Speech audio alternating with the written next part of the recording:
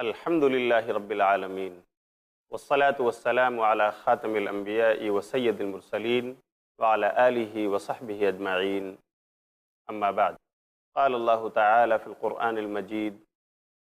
اعوذ باللہ من الشیطان الرجیم بسم اللہ الرحمن الرحیم فقد لبثت فیکم عمرا من قبلہ افلا تعقلون رب اشرح لی صدری ویسر لی امری واحلل عقدۃ من لسانی یفقہوا قولی۔ محترم ناظرین کرام اور معزز خواتین اسلام، پیغام سیرت النبی یہ سیریز لے کر آج میں پھر آپ کے سامنے حاضر ہوں اور آج کی اس نشست میں آپ سب کا استقبال کرتا ہوں۔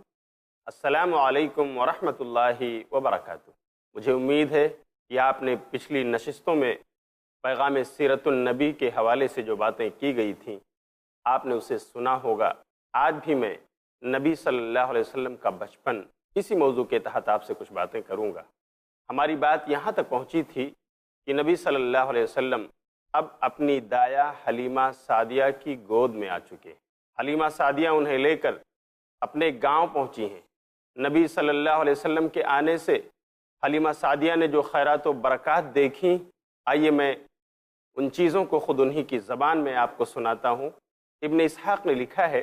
حلیمہ سعدیہ کہتی ہیں کہ ایک زمانے سے قحط سالی تھی، نہ کہیں پر چراگاہ میں گھاس تھی، نہ دانہ اگ رہا تھا، نہ بارش ہو رہی تھی۔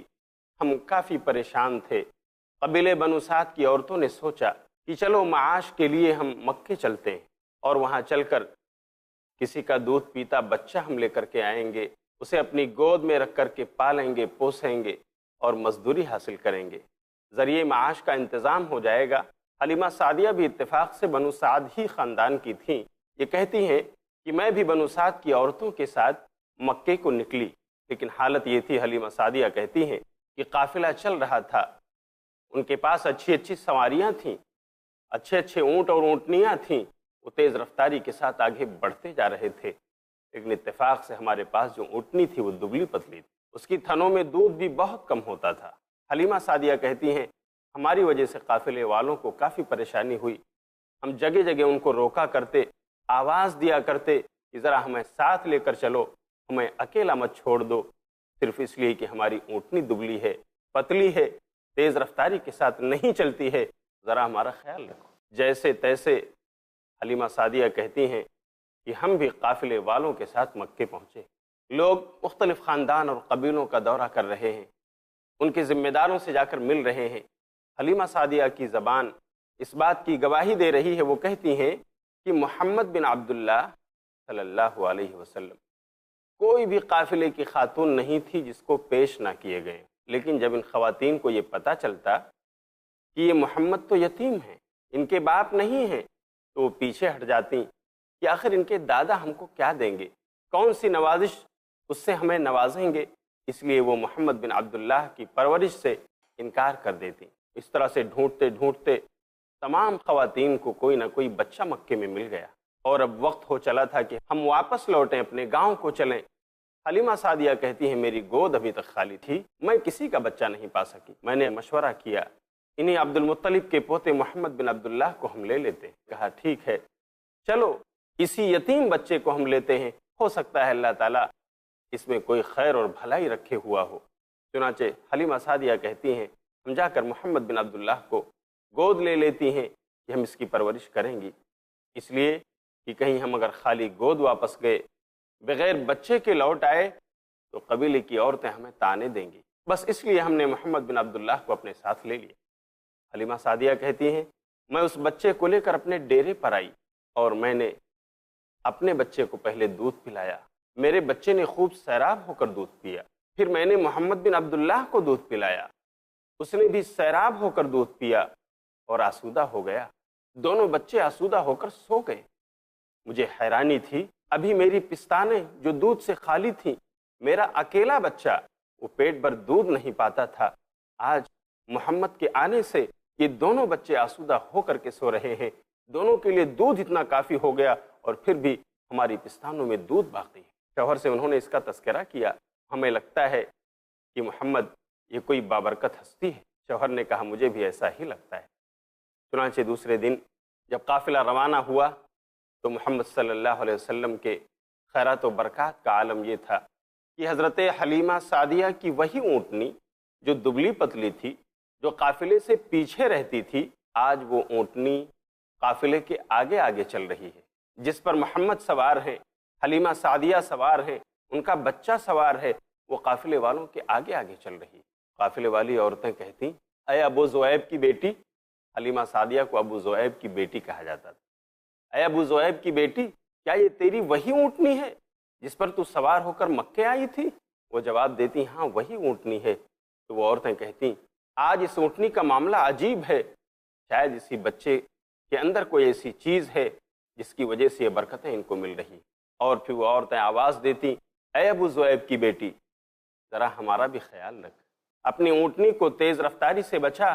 اور ہمارا ساتھ لے کر کے چل، تاکہ ہم ساتھ ساتھ اپنے قافلے کے رواں ہوتے ہوئے، چلتے ہوئے اپنے گاؤں کو پہنچے۔ یہ وہی اونٹنی تھی جو گاؤں سے مکے کو آتے ہوئے اتنی دبلی پتلی اور لاغر تھی کہ قافلے کے پیچھے رہا کرتی تھی۔ حلیمہ سعدیہ قافلے والوں کو آواز دیتی تھی، لیکن آج یہی اونٹنی واپس ہوتے ہوئے محمد صلی اللہ علیہ وسلم کی برکات ایسی ظاہر ہو رہی تھی کہ یہ سب سے آگے آگے چل رہی ہے۔ اس کی تھنوں میں دودھ آ گیا ہے، جس کو جہاں تہاں روک کر ان کے شوہر دودھ نکالتے اور پلاتے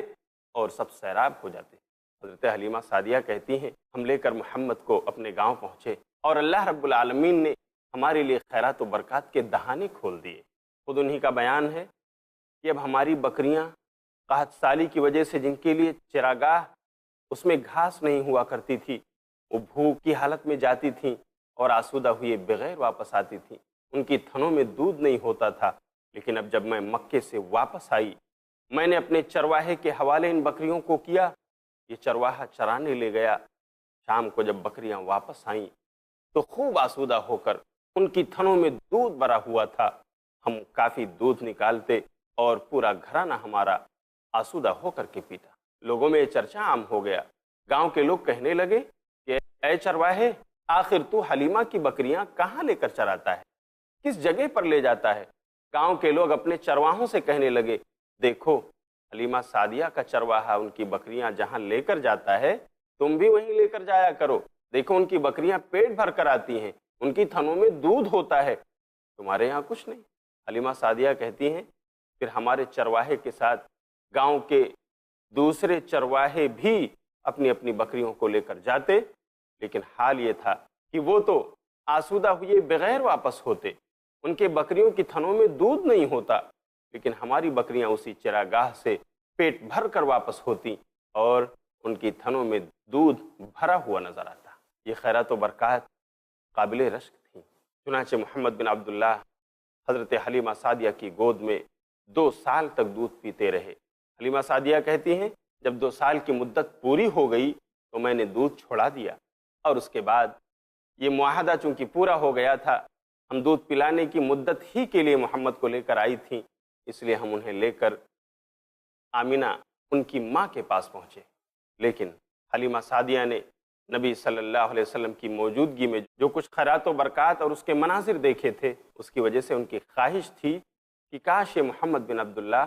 ہمارے گھر کچھ اور دنوں رہتے اور ہم ان خیرات و برکات سے فیضیاب ہوتے رہتے، فائدہ اٹھاتے رہتے۔ چنانچہ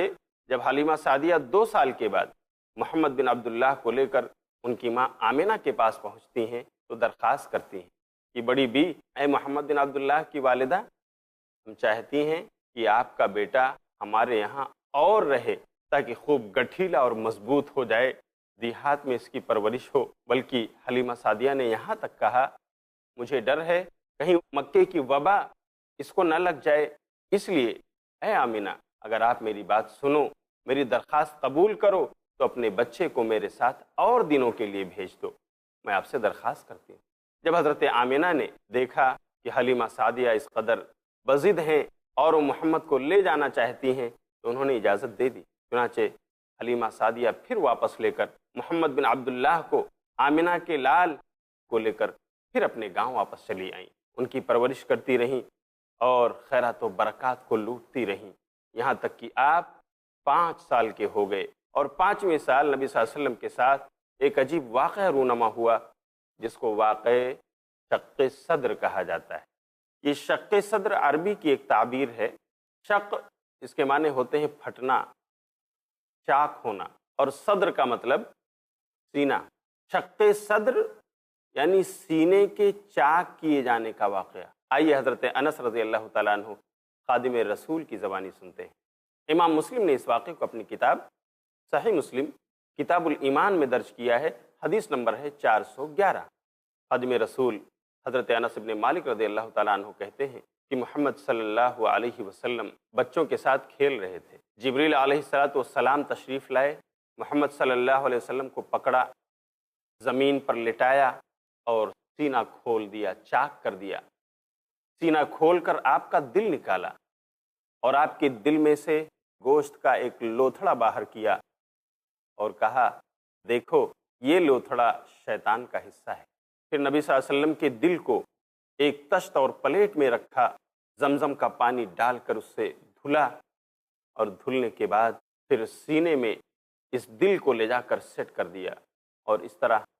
آپ صلی اللہ علیہ وسلم اٹھ کر بیٹھ گئے۔ بچوں نے دیکھا اور دوڑتے ہوئے وہ آپ کی ماں یعنی آپ کی دایا حلیمہ سعدیہ کے پاس گئے اور شور مچانے لگے، ارے آپ کے بیٹے کو مار ڈالا گیا، محمد کو قتل کر دیا گیا، چلو دیکھو کیا ہوا ان کے ساتھ۔ حلیمہ سعدیہ اور ان کے گھر والے گھبرائے ہوئے گھر سے نکلے، چلو دیکھیں کیا ہوا بیٹے کے ساتھ، کیا ہوا محمد کے ساتھ۔ آ کر دیکھتے ہیں تو محمد صلی اللہ علیہ وسلم ان کا چہرہ اترا ہوا ہے،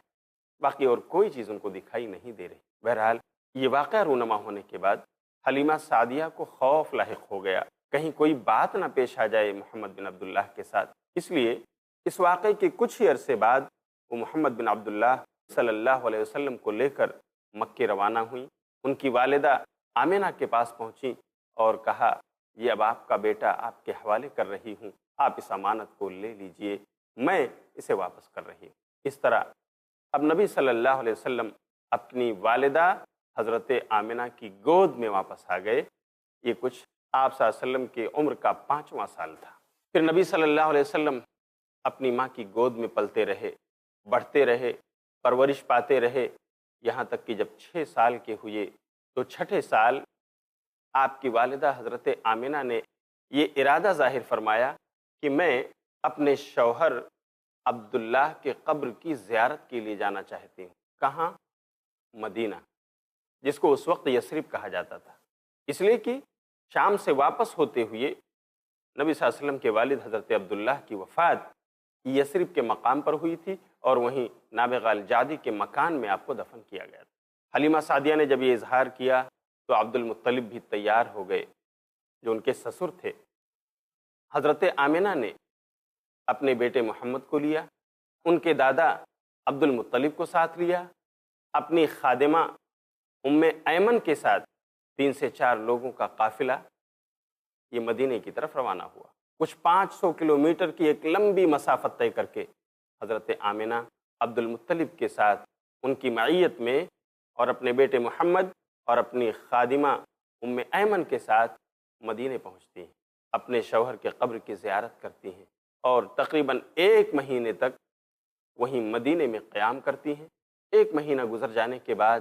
وہ مدینہ جسے یثرب کہا جاتا تھا وہاں سے واپس ہوتی ہیں۔ چلو اب اپنے شہر مکہ چلتے ہیں۔ واپس ہوئیں، قافلہ چل رہا ہے، راستے سے گزر رہا ہے، اتفاق ایسا ہوا کسی راستے میں حضرت آمنہ بیمار ہو گئیں،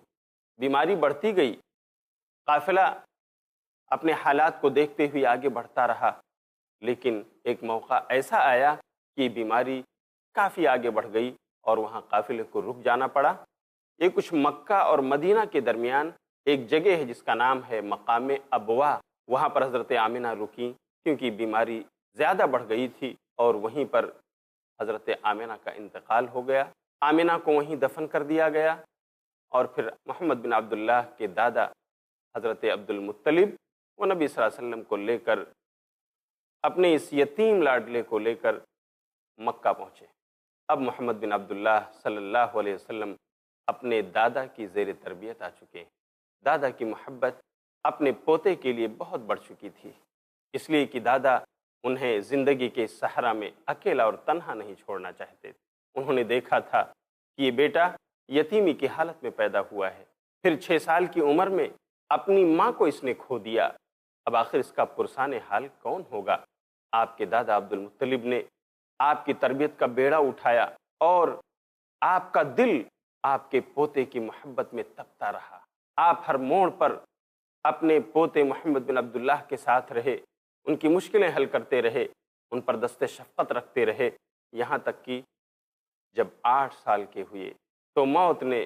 عبد المطلب کے ساتھ بھی وفا نہ کیا، بیمار ہو گئے۔ دادا عبد المطلب کی بیماری بڑھتی گئی اور اسی بیماری میں ان کا انتقال ہوا جب نبی صلی اللہ علیہ وسلم کی عمر صرف 8 سال تھی، لیکن انہوں نے اپنے انتقال سے پہلے اپنے بیٹے ابو طالب کو، جو حقیقت میں نبی صلی اللہ علیہ وسلم کے چچا تھے، نبی صلی اللہ علیہ وسلم کے ابو عبداللہ کے بھائی تھے، ان کو وصیت کر دی تھی کہ اے ابو طالب، دیکھو میرے بعد میرے اس پوتے کی دیکھ ریکھ میں کوئی کمی نہ کرنا۔ دیکھو اے ابو طالب، میں وصیت کرتا ہوں کہ میرے اس پوتے کو کوئی تکلیف مت آنے دینا اور اس کی اچھے انداز میں پرورش کرنا۔ 8 سال کی عمر میں جب دادا عبد المطلب چل بسے تو ابو طالب نے 8 سال کی عمر سے لے کر تقریباً 47 سال کی عمر ہونے تک نبی صلی اللہ علیہ وسلم کا ساتھ دیا اور آپ کے ہر سرد و گرم حالات میں آپ کے ساتھ رہے، ہر دکھ درد میں آپ کے معاون و مددگار رہے، کہیں سے جانتے بوجھتے اپنی دانستگی میں کوئی بھی تکلیف نہیں آنے دی، کسی قبیلے کو آپ پر مسلط نہیں ہونے دیا، کسی کو آپ کی طرف ترچھی نظریں کر کے دیکھنے کا موقع ابو طالب نے مہیا نہیں کیا، بلکہ ہر موڑ پر وہ محمد بن عبداللہ کے ساتھ رہے اور آپ کی تربیت، آپ کی پرورش کا ایسا حق ادا کیا کہ چچا اور بھتیجے کی یہ محبت ایک مثال بن گئی۔ باوجود اس کے کہ آپ کے چچا ابو طالب مشرک تھے، کافر تھے، لیکن انہوں نے اپنے بھتیجے محمد بن عبداللہ کی پرورش کا بیڑا اٹھا لیا تھا اور اپنے ابو عبد المطلب کی وصیت کو انہوں نے گانٹھ باندھ لیا تھا، ان کی وصیت پر عمل کرنا انہوں نے اپنا وتیرہ بنا لیا تھا، اس لیے کہ انہوں نے دیکھا تھا کہ عبد المطلب اپنے اس پوتے سے بہت محبت کرتے ہیں، ہر موڑ پر ان کا ساتھ دیتے ہیں، بلکہ اپنے بیٹوں پر بھی اپنے پوتے کو ترجیح دیتے ہیں۔ حقیقت یہ ہے کہ سیرت ابن ہشام جلد نمبر 1 صفحہ نمبر 168 پر یہ بات موجود ہے کہ عبد المطلب یعنی ابو طالب کے ابا یہ محمد بن عبداللہ سے اس قدر محبت کرتے تھے، ابن ہشام کی اس روایت میں ہے کہ عبد المطلب کے لیے خانہ کعبہ کے سائے میں فرش بچھایا جاتا تھا اور فرش کے ارد گرد کنارے کنارے ان کے بچے آ کر، ان کے اپنے بیٹے آ کر کے بیٹھتے تھے اور پھر عبد المطلب تشریف لاتے اور جا کر اس فرش کے اوپر بیٹھتے تھے، لیکن جب محمد بن عبداللہ آتے تو وہ فرش کے کنارے بیٹھنے کے بجائے جا کر اپنے دادا کے پاس فرش پر بیٹھتے تھے۔ چھوٹے تھے، بچے تھے، اس لیے ان کے چاچا وغیرہ جب یہ بات دیکھتے کہ وہ ہمارے ابو کے بغل میں جا کر بیٹھتے ہیں تو ان کو پکڑ کر اتار لیتے اور فرش کے کنارے بٹھاتے، لیکن جب انہیں یہ کام کرتے ہوئے عبد المطلب دیکھتے تو کہتے کہ بیٹو، میرے اس پوتے کو چھوڑ دو کیونکہ اس کی شان ہی نرالی ہے۔ پھر وہ محمد بن عبداللہ کو اپنے پاس بغل میں بٹھاتے، ان کی پیٹھ سہلاتے اور ان کی نقل و حرکت کو دیکھ دیکھ کر عبد المطلب خوش ہوا کرتے تھے۔ یہ محبت تھی حضرت عبد المطلب کی، جنہوں نے اپنے بیٹے ابو طالب کو یہ وصیت کیا تھا کہ دیکھو بیٹے، میرے اس پوتے کو کوئی تکلیف نہ پہنچے، کسی طرح کی کوئی آنچ اسے نہ لگنے پائے، ہر موڑ پر اس کی مدد کرنا اور اس کی پرورش و تربیت میں کوئی کسر نہ چھوڑنا۔ ابو طالب نے یہ وصیت قبول کرتے ہوئے اس بات کا عہد کیا اور تقریباً جب محمد بن عبداللہ 8 سال 2 مہینے 10 دن کے ہوئے تو ابو طالب نے ان کی کفالت سنبھال لی اور عبد المطلب کا انتقال ہو گیا۔ پھر 8 سال سے لے کر تقریباً 47 سال تک ابو طالب نے ہر موڑ پر محمد بن عبداللہ کا ساتھ دیا۔ مختلف سرد و گرم حالات آئے لیکن ابو طالب نے کبھی بھی اپنے آپ کو پیچھے نہ کیا اور اپنے بھتیجے کو کوئی آنچ نہیں آنی دی، یہاں تک کہ آپ ابو طالب کے ہاں رہتے ہوئے گزر اوقات کے لیے ان کی مدد بھی کرنے لگے، وہ اس طرح سے کہ کچھ لوگوں کی بکریاں لے کر کے چراتے تھے۔ نبی صلی اللہ علیہ وسلم محمد بن عبداللہ یہ مکے والوں کی بکریاں لے کر وادیوں میں جاتے، چراتے اور اسی سے مزدوری حاصل کرتے، اپنی گزر اوقات کا سامان مہیا کیا کرتے تھے۔ اس طرح سے مکے میں ان کی عمر تقریباً 25 سال ہو گئی۔ پھر کیا ہوتا ہے ناظرین، ہم دیکھیں گے اگلے ایپیسوڈ میں۔ میں لے کر کے یہ ایپیسوڈ پیغام سیرت النبی کے حوالے سے آپ کے سامنے پھر حاضر ہوں گا، لیکن وقت ہو گیا ہے، اس لیے اجازت دیجیے۔ وآخر دعوانا ان الحمد للہ رب العالمین۔ السلام علیکم ورحمۃ اللہ وبرکاتہ۔